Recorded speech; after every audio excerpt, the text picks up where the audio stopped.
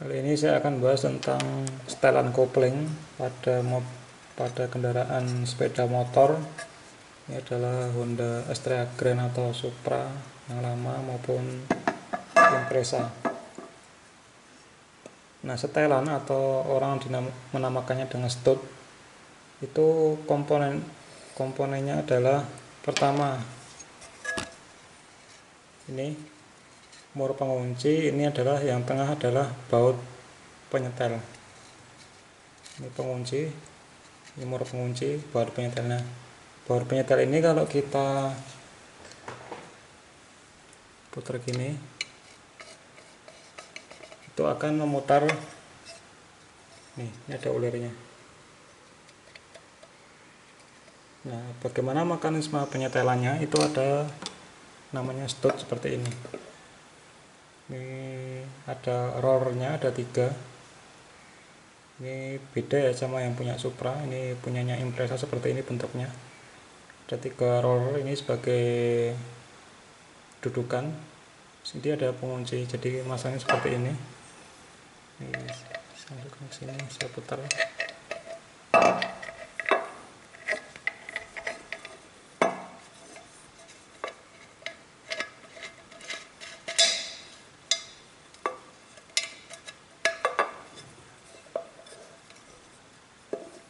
Ini yang tonjolannya itu masuk ke sini supaya kalau kita putar baut penyetelnya dia tidak ikut muter studnya.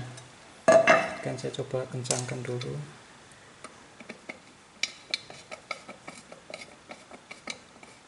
Nah, kalau saya putar searah jarum jam gini, berarti kan dia kalau baut itu kan kalau kita putar searah jarum dia kan semakin kencang ke sana.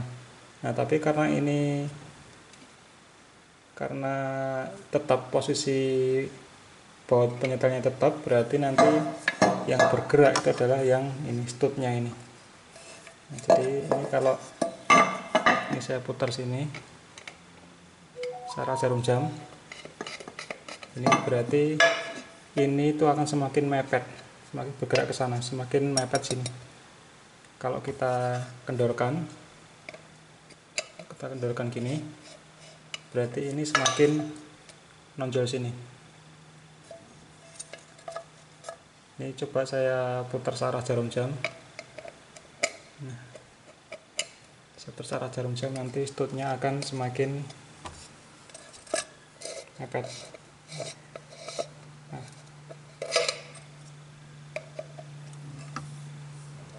Nah, ini mentok. Itu adalah cara kerja mur penyetel. Nah, sekarang apa pengaruhnya ini terhadap kopling? Nah, ini kita harus perhatikan yang posisi ini. Ini adalah tuas untuk yang berhubungan ke persneling. Jadi kalau kita tekan tuas persneling maka dia akan mengungkit. Saya akan coba tekan. Saya tekan. Nah, seperti ini ya. Kalau saya tekan, berarti dia akan bergerak ke sana. Akan menggerakkan ini, mangkokan atau sendok ini. Namanya apa ya? Sendokan atau apa. Jadi kalau kita injak tekan tuas persneling maka dia akan bergerak ke sana, dia akan memutar sini. Nah, jangan lupa ini masangnya di posisi titik ini, ada titiknya ini. Ini harus segaris dengan tanda. Ini ada tanda garis ke atas, nah itu harus mengarah ke titik ini. Titik ini. Nah. Oke, jadi kalau ini kita tekan pedal persneling maka dia akan memutar gini. Nah, apa yang terjadi ketika dia memutar gini? Ini dia ada lekuk-lekukannya, kemudian ada yang rata, kemudian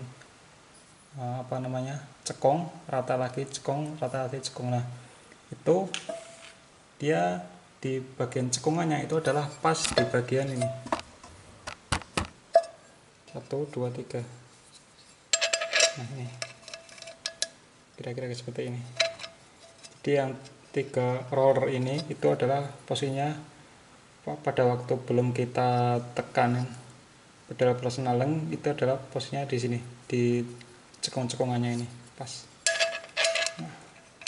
Nah kemudian ketika kita injak tuas persneling, maka dia akan gini, tek tek, ini kita injak, kita lepas lagi gini, kita injak pas. Nah ketika kita injak gini, berarti bagian roller 3 ini dia akan menyentuh di bagian yang rata ini. Nah akibatnya si sendoknya itu akan bergerak ke sini. Ini ketika diputar, selain dia memutar, dia juga akan bergerak ke sini karena ditonjok oleh 3 roller ini. Ini posisi netral, kita tekan tak, jadi dia juga akan bergerak ke kiri. Nah ketika bergerak ke kiri, dia akan menekan ini plat bearing ini, menekan bearing ke sana. Nah ketika menekan ke sana, berarti ketika menekan ke dalam sana berarti akan mendorong plat penekan ini ke dalam, sehingga keempat baut ini itu tidak tertekan oleh pegas, akibatnya akan kendor. Maksudnya kampas kopling itu akan tidak ketekan, tapi dia akan mengendor, akibatnya dia netral. Dari sini tidak dihubungkan ke sini. Artinya putaran dari rumah kopling manual ini, yang artinya yang plat kopling coklat ini itu tidak diteruskan ke as kopling yang dihubungkan ke transmisi. Itu adalah ketika ketekannya ketika ini kedorong ke sana, akibat dari kita tekan injak pedal persneling. Nah seperti itu adalah cara kerjanya. Jadi kalau kita tekan injak pedal persneling, dia akan memutar. Ketika dia memutar, maka tonjolan roller ini itu akan menekan sendokan ini, akan menekan ke sana, berarti dia akan menekan plat kopling. Ketika ketekan plat kopling, berarti putaran dari rumah kopling tidak diteruskan ke poros.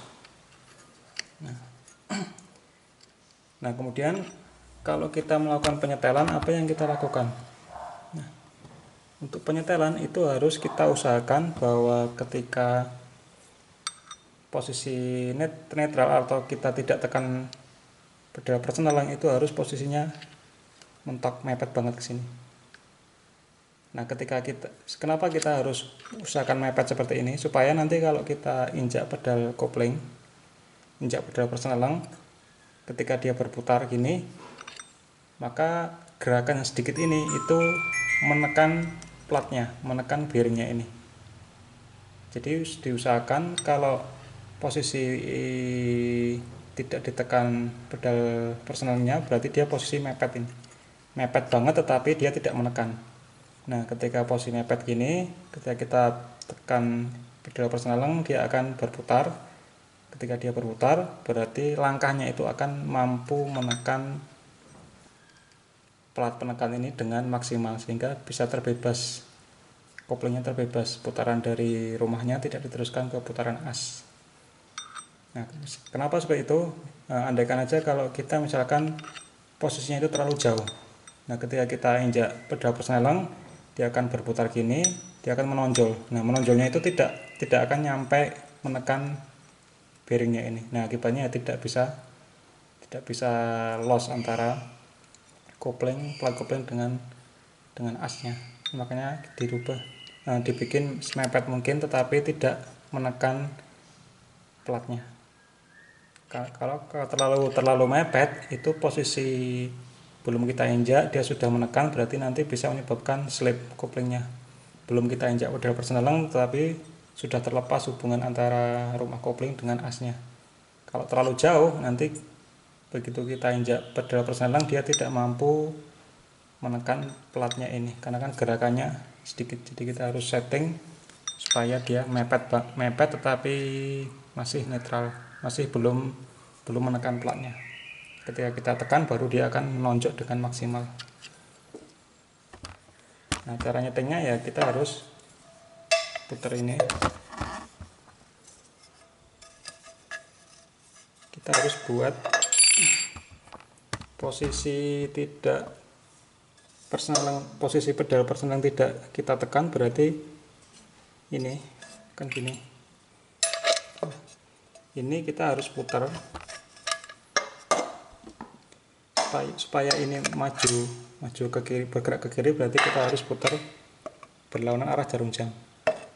Nah, kita putar berlawanan arah jarum jam kan dia semakin mepet. Nah, kemudian kalau ini sudah mentok ke sini, tadi kan kita putar ya, kita putar gini, terus kita rasakan sampai dia menyentuh ini, sampai yang ini sendokan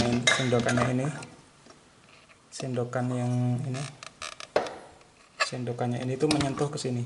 Nah, itu ditandai dengan perasaan berat, kan mentok ya. Ini tek, mentok, berarti sudah mentok di sini. Kemudian kita mundurkan 1/8 putaran. Seret. Nah, seperti itu. Supaya menjamin bahwa sendokannya tadi tidak menekan bearingnya ini, tetapi juga jaraknya tidak terlalu jauh. Makanya kita balikkan lagi 1/8 putaran. Ini saya ulangi lagi. Pertama kita tarik dulu ini, kita terus arah jarum jam supaya sendokannya itu ketarik ke sini. Kemudian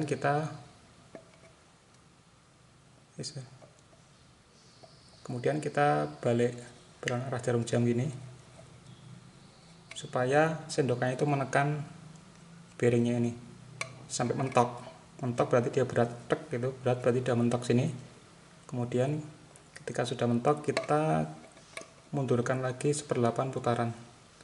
1/8 berarti kira-kira segini. Set. Baru kita kencangkan mur penguncinya. Nah, seperti itu, berarti posisi sendokannya itu nanti mepet tetapi masih belum menekan platnya. Nah, seperti itu cara kerja penyetel kopling dari motor bebek Honda. Semoga bermanfaat. Sampai ketemu di video selanjutnya.